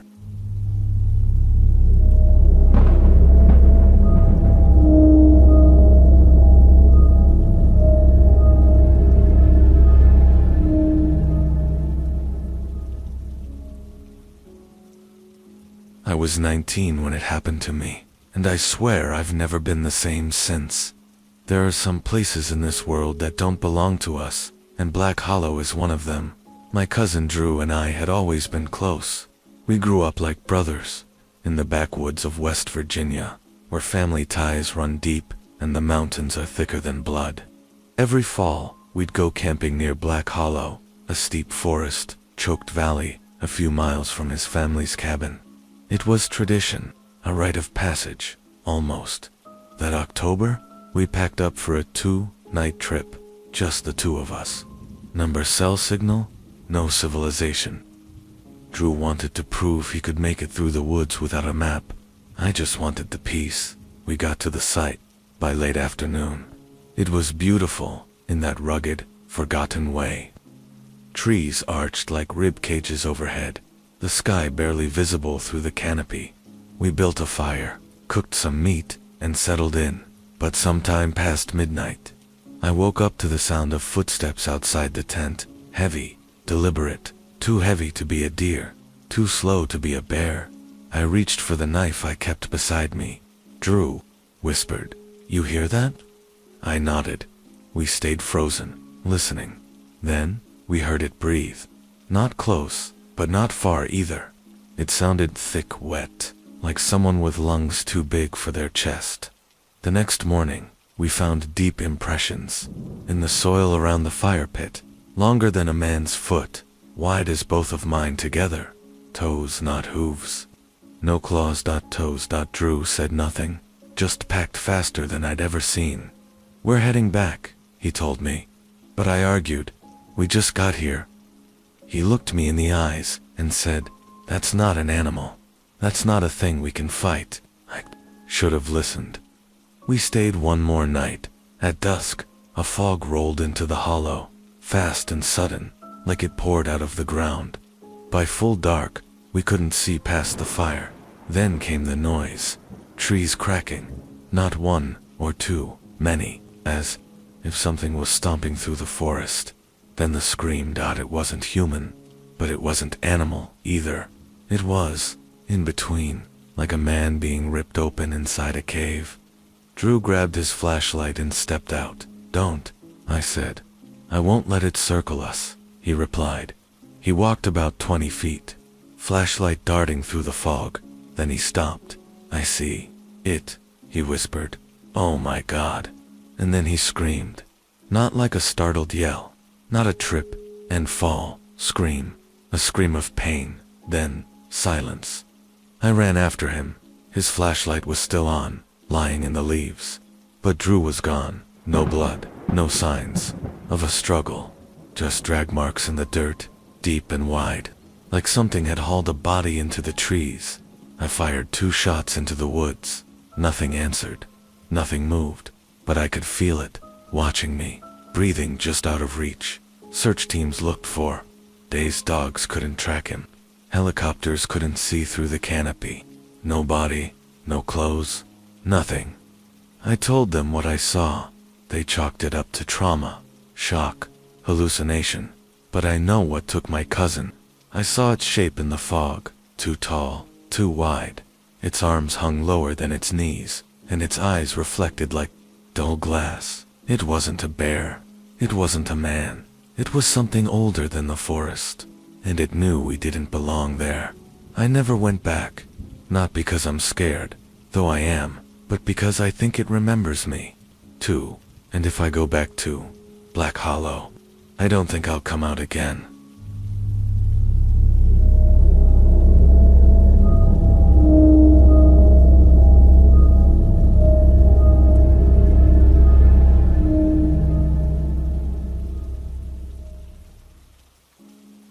One night something happened, which I cannot forget. Not because it was terrifying, but because I think I saw a glimpse of something that shouldn't exist. And it looked right at me like it had known me forever. It was the summer of 2004. I was 24, freshly back in my hometown in northern Georgia, after spending a couple of aimless years drifting around with construction jobs. The economy was tanking, and I needed to reset. I moved back in with my mom and started helping out at the local church, mostly yard work and maintenance. The place had this sprawling old orchard behind it, the kind of place where time seemed frozen, and nothing had been pruned in decades. One Sunday evening, Pastor Carl asked if I could stay late to clean up after a youth event. The sun had dipped low, turning the church windows amber, and the last of the kids' laughter had already faded. By the time I finished the cleanup, it was nearly dark. The moon was out, hanging low and huge in the sky, and for some reason, I felt drawn to the orchard. It was stupid, I know, but something about the silence that night, it was almost beautiful. I walked through the crooked rows of apple trees, my boots crunching the brittle grass, my flashlight bobbing ahead. That's when I heard it. A low clicking sound, like teeth tapping together. Then a deep grunt, like something big trying to stay quiet. I killed my flashlight, and I swear to God, I heard something breathing just 30 or 40 feet away. At first, I thought maybe a deer had wandered in, or maybe even a bear. I crouched and tried to back away slowly. That's when I saw the outline, backlit by the moon, tall, massive, stooped forward like a gorilla, but walking on two legs. Its arms were long, reaching almost to its knees. The head looked like a person's, sort of, but thicker, bulkier, like someone had crammed a man's skull into something too wild to be human. It stepped between two trees and ducked under a branch. Silent. No animal I've ever seen could move like that. I must have made a sound, snapped a twig, maybe, because it stopped and turned. I couldn't see the eyes, but I could feel them, burning into me. Then it smiled, not in a friendly way. It was wide, unnatural, with thick teeth that looked like gray stones. It didn't charge, didn't growl, just slowly tilted its head, and I felt this horrible sense of recognition, like it knew me, not just from that night, but from before, like it had been watching for a long time. I ran, didn't look back. I don't even remember how I got out of the orchard, but I burst into the church, locked the doors, and didn't move until sunrise. I didn't sleep, didn't tell anyone. A week later, some kids from town found a mutilated deer behind the orchard. Its front legs had been twisted backward, and its ribs cracked open like someone had tried to peel it apart. The sheriff said, "It was coyotes. Yeah, right, it's been years. I don't live there anymore, but every so often, I dream about that smile, those deep, set eyes." The worst part, I went back to visit last spring. The orchard's gone now, chopped down and flattened for a new community center. But when I stood on the edge of that field, I swear I heard it again. A low clicking, and the feeling that something, just out of sight, still remembers me.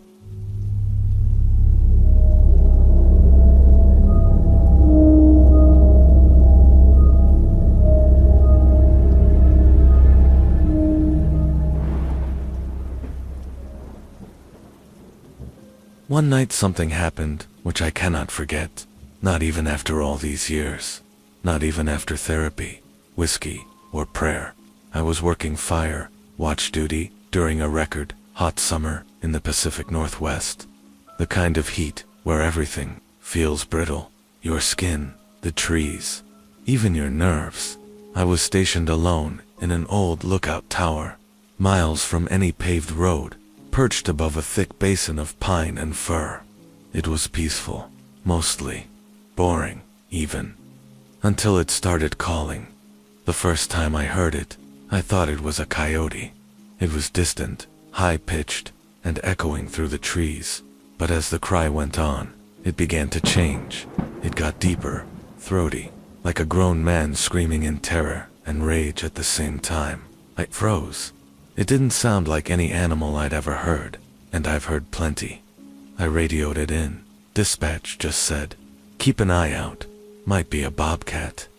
It wasn't. The next morning, I found trees twisted like wet rags near the base of the hill. Not felled, twisted. I don't know how else to describe it. No chainsaw, no storm, no bear could have done that. And beneath them, footprints, not boot prints.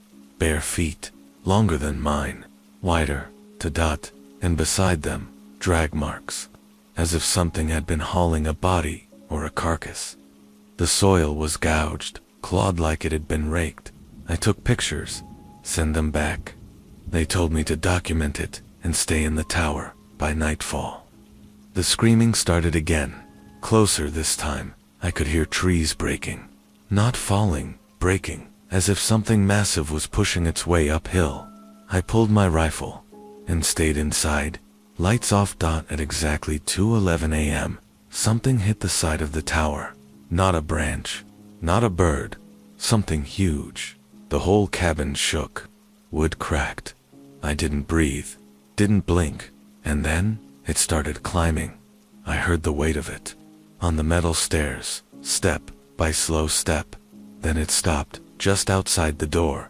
I could hear it breathe, loud, wet, like lungs too big for a chest.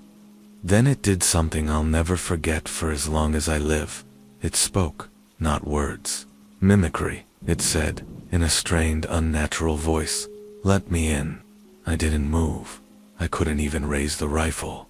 I just sat there, heart hammering in my throat, while it stood outside for what felt like a lifetime. Eventually, it climbed back down. I heard it shuffle into the woods. I didn't sleep the rest of the night. At dawn, I made my way down and found deep handprints in the dirt. Fingers, not paws. No one believed me when I filed the report. They chalked it up to stress, isolation, even heat stroke. But I know what I heard. I know what spoke to me. And a week later, another ranger on a nearby post vanished. All they found were his boots, upright, placed neatly beside his extinguished campfire. His footprints ended right there. No drag marks, no blood, just gone. I left that job. I don't hike anymore, don't camp, won't even visit national parks, because I know what's out there and I know it can speak.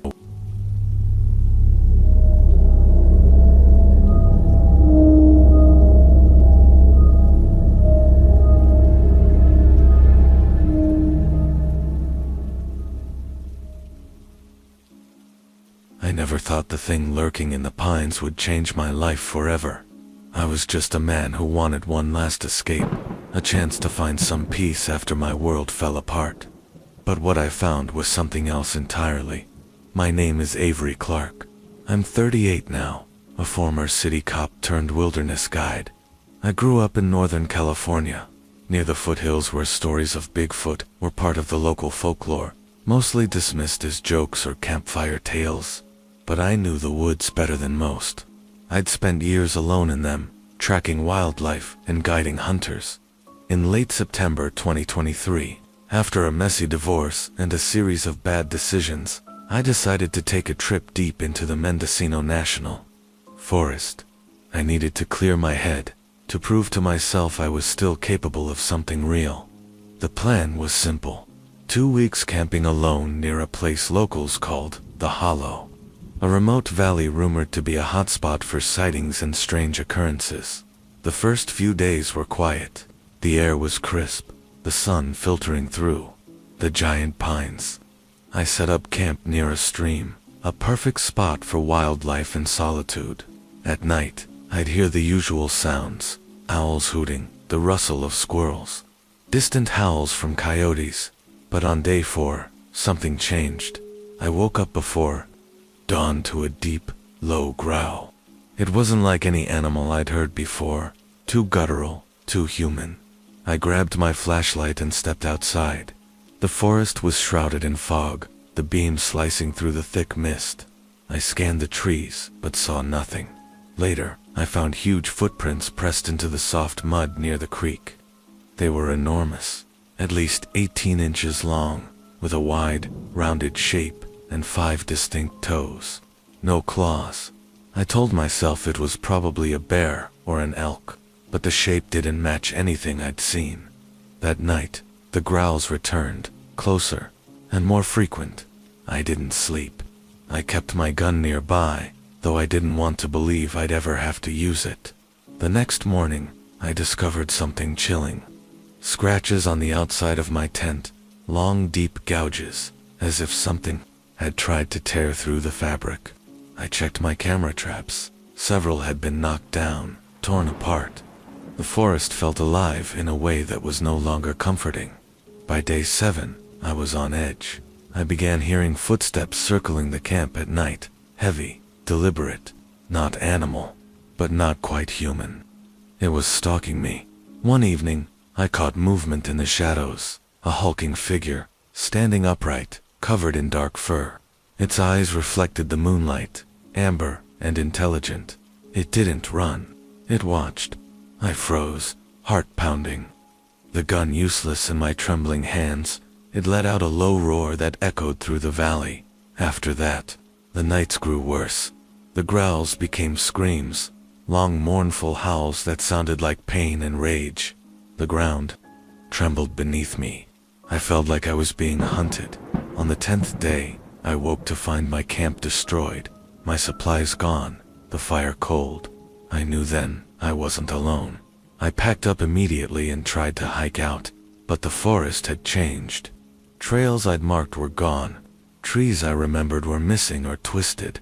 I realized I was trapped. For 3 days, I wandered through a maze of towering pines and dense undergrowth. Every night, the screams haunted me. Every day, the footprints followed me. On the 4th night, I found it again, closer this time, just beyond a ridge. It wasn't alone. 2 others stood beside it, equally massive, watching me. I understood then I was being observed, studied. I wanted to run, but my legs wouldn't move. The largest one stepped forward, its breath steaming in the cold air. For a moment, I thought it might attack. Instead, it spoke, a deep, gravelly voice that shook the trees. "Why are you here?" I swallowed hard. "I'm just passing through." The creature studied me, eyes heavy with centuries of knowledge and sorrow. "You're not like the others." "What others?" I whispered. "Those who come and take, those who hunt and kill. We protect this place. The hollow is sacred." I nodded, heart racing. "I'm sorry. I didn't mean to disturb you." The creature's gaze softened. "Leave before the next moon. Or stay, but understand what you risk." I didn't wait. I ran until I broke through the trees and found the trail. Back in town, no one believed me. They laughed at the story of talking Bigfoot guardians, but I carry their warning with me. Every time I return to the woods, I hear their growls in the wind. The hollow remembers, and so do I.